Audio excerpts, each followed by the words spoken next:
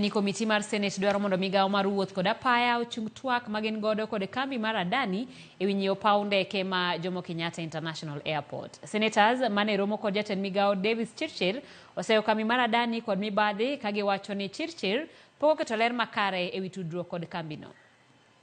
Honorable Chair, the head of terms, which is in section 3.3 of the documents I submitted to honorable members, state that the concessionaire will make an offer to the existing JKIA employees with equal or better terms to the existing terms of employment. Joining Adani will be voluntary for the employees.